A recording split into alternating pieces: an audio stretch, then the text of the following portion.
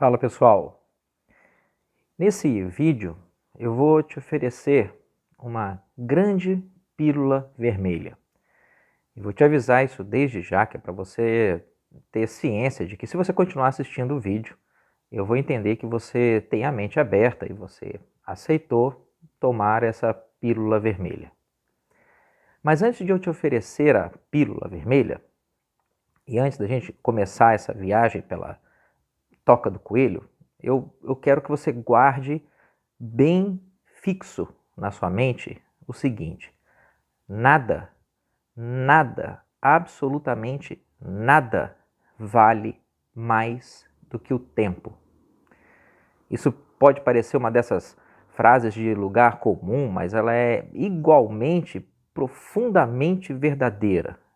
Você pode comprar quase tudo, mas você não pode comprar tempo. Você pode adquirir empresas, você pode investir dinheiro, vender ações, comprar propriedades, mas você não pode fazer o mesmo com o tempo. O tempo ele só passa, o tempo ele é só gasto, ele nunca retorna. Guardou isso bem aí no seu bolso? Então vamos lá. Vamos olhar a realidade dos dias de hoje. Quando você passa pela sua cidade e vê uma loja fechada no meio dessa pandemia de coronavirose, você consegue ver que o problema não está na loja.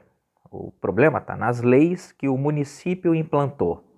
Mas quando você olha as leis municipais, você percebe novamente que essas leis decorrem não do município, mas às vezes elas decorrem da obediência a leis estaduais. Ok. Quando você vê as normas estaduais, você vê que elas obedecem diretrizes nacionais. E quando você vê as diretrizes nacionais, você vê que essas diretrizes estão alinhadas a forças internacionais, como OMS, ONU. E quando você vê as forças da OMS e da ONU, mais uma vez expandindo, você vê que essas forças elas estão sujeitas a tensões de uma guerra permanente pela hegemonia econômica, política e cultural desse planeta.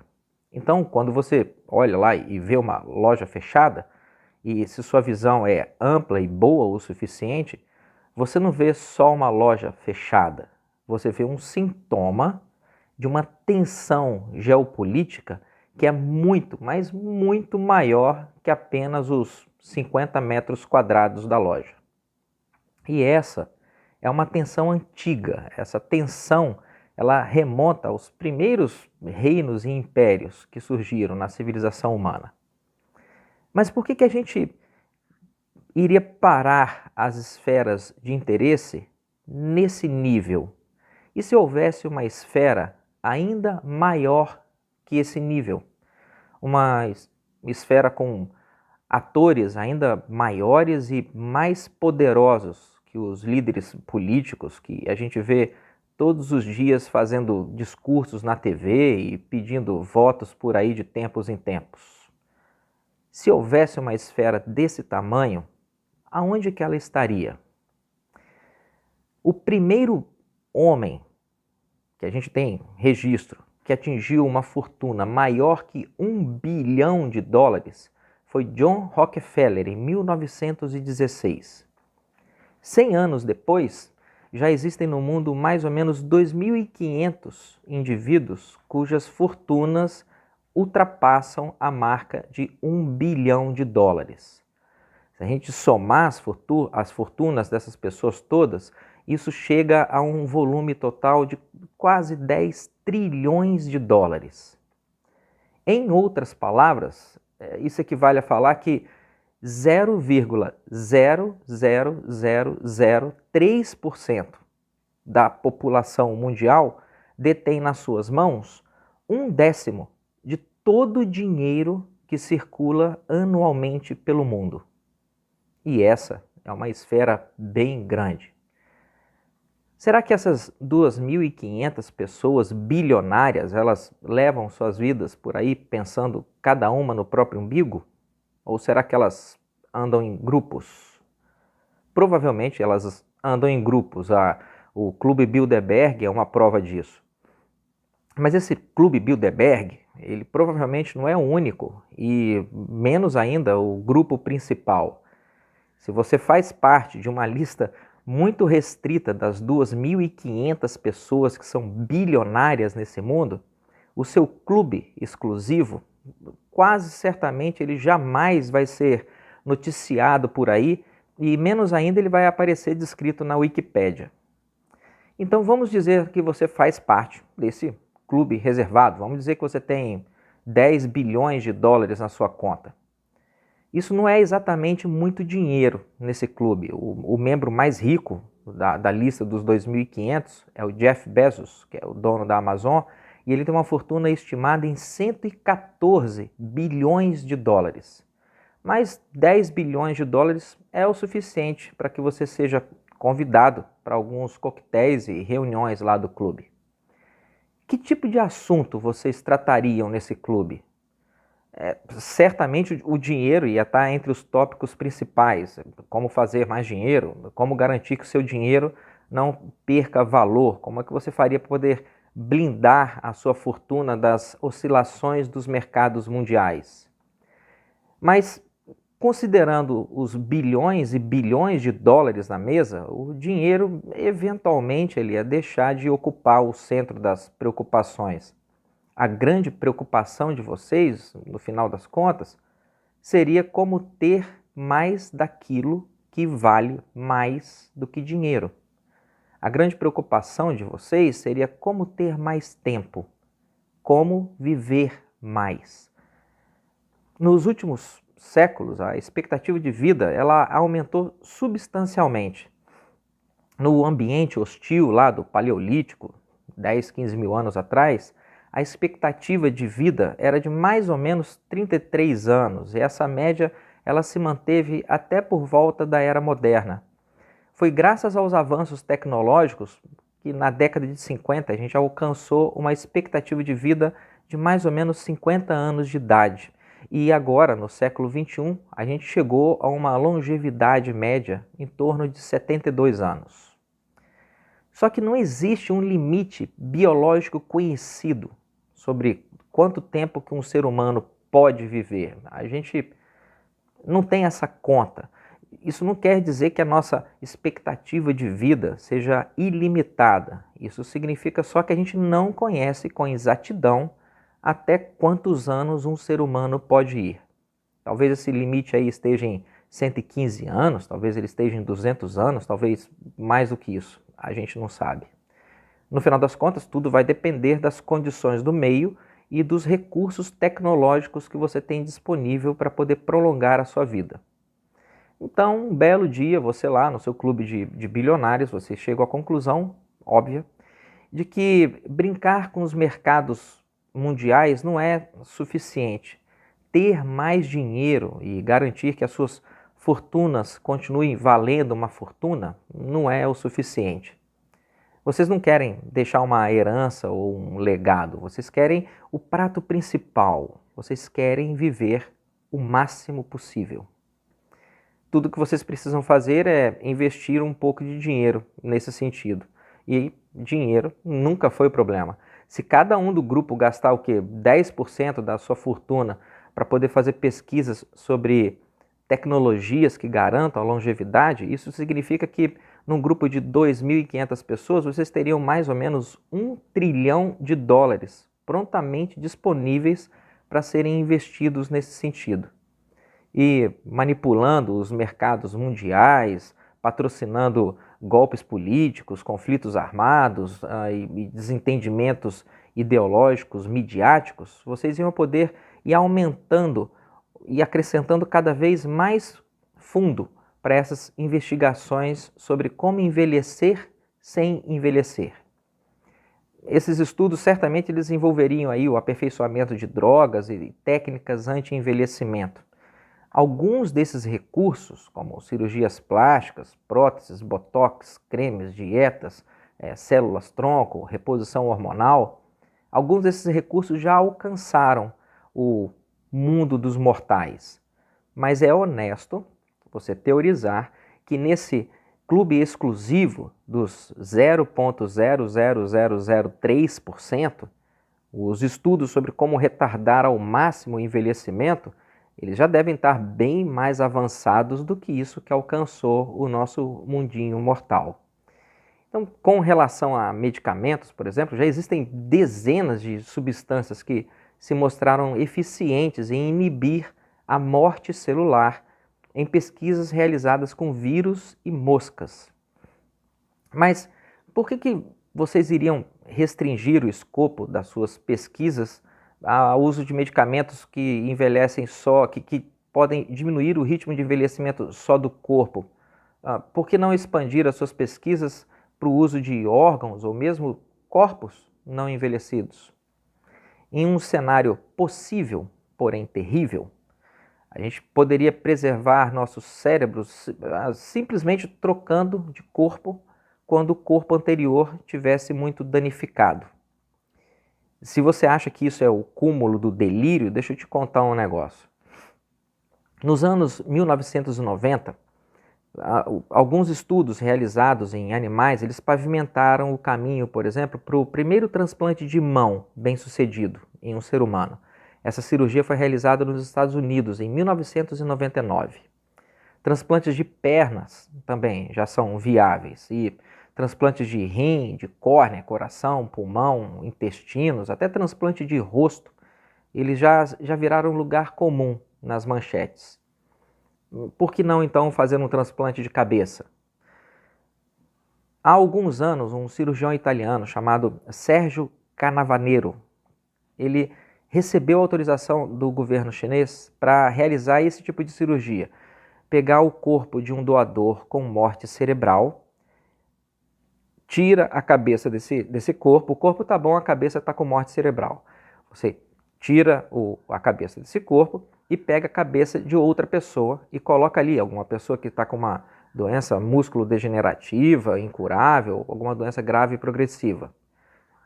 Apesar desse tipo de procedimento parecer impossível, o que Canavero propôs não é exatamente uma coisa inovadora. Em 1971, o cirurgião Robert White ele realizou com sucesso o transplante de cabeça entre dois macacos rezos. O animal sobreviveu durante 8 dias e ele apresentou recuperação de sensações básicas como olfato, paladar, audição e até a função motora da face. Além dos aspectos técnicos que são incrivelmente difíceis na realização de um procedimento desses, a gente teria ainda aí algumas profundas implicações e restrições éticas e legais quando a gente fala de um transplante de cabeça realizado em seres humanos.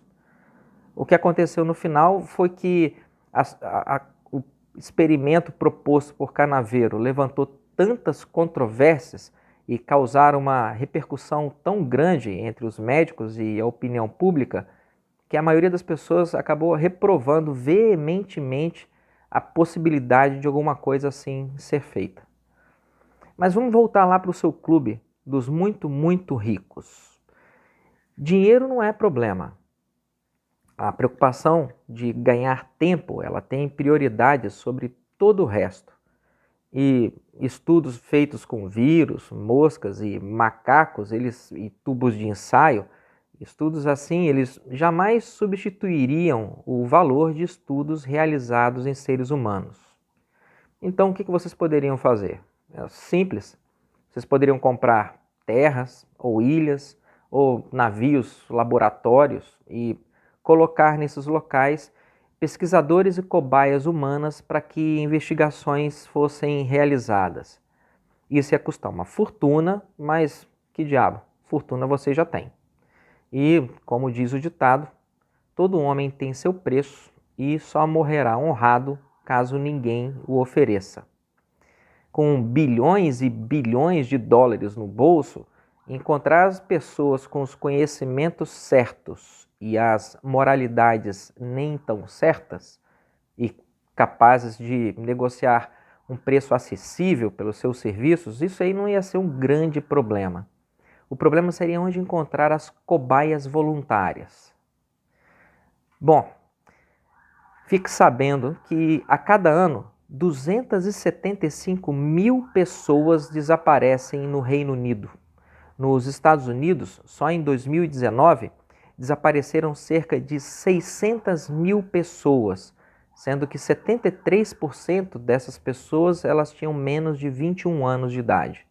No Brasil, em 2019, desapareceram 82 mil pessoas. No mundo todo, todo ano, milhões de pessoas desaparecem. Algumas estatísticas falam de 4,5, 5 milhões de pessoas. Tudo bem, alguns desses casos aí podem ser desaparecimentos que foram resolvidos e não foram atualizados nos sistemas de registro. Algumas pessoas desapareceram voluntariamente para poder escapar de abusos domésticos. Outras pessoas deixaram suas casas para viver em algum lugar sob uma nova identidade para fugir da lei, para fugir da prisão, fugir de dívidas. Algumas pessoas desapareceram porque foram vítimas de catástrofes naturais ou guerras. Outras pessoas cometeram suicídio em localizações remotas. Outras pessoas foram assassinadas e descartadas em locais indeterminados, enfim.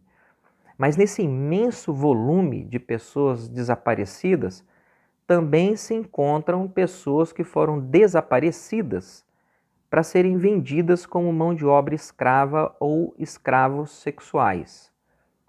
Então, por que descartar a possibilidade de que entre esses milhões de desaparecidos não estejam algumas dezenas de milhares de cobaias humanas? Você vai me perguntar assim, meu Deus, mas que tipo de gente que faria algo tão terrível desse jeito? Se você por acaso leu alguma coisa sobre a história do século XX, você sabe muito bem que pessoas com intenções terríveis assim, elas nunca faltaram no mundo. E você sabe bem que se essas pessoas tiverem a oportunidade e os recursos necessários, elas não hesitariam nem um minuto sequer para cometer atrocidades como essas. Então, independente se você acredita em sociedades secretas ou não, o fato é que os pontos estão aí. A gente tem pessoa com dinheiro, existem pessoas com dinheiro e poder suficiente para comprar o que bem entender. 2, essas pessoas estão desesperadas por comprar tempo. 3, o tempo não pode ser comprado, a não ser que você faça experimentos com outros seres humanos para saber o que funciona. 4, milhões de seres humanos desaparecem no mundo todos os anos. Então a gente conclui, por que desconsiderar a possibilidade de que uma parte desses desaparecidos não esteja sendo usada como ratos de laboratório em instituições clandestinas de pesquisa patrocinadas pelos muito ricos? O que é terrível não é pensar que alguma coisa assim pode ser feita. O que é terrível é pensar por que isso não seria feito. Por causa de algum apreço, alguma convicção moral e ética? Sério? De verdade, até que ponto você acha que a ética resiste ao desejo de viver mais? Os psicopatas, eles correspondem a mais ou menos 1% da população mundial. Entre os 2.500 bilionários, devem haver aí algumas dezenas de psicopatas e, se bobear, até mais do que isso.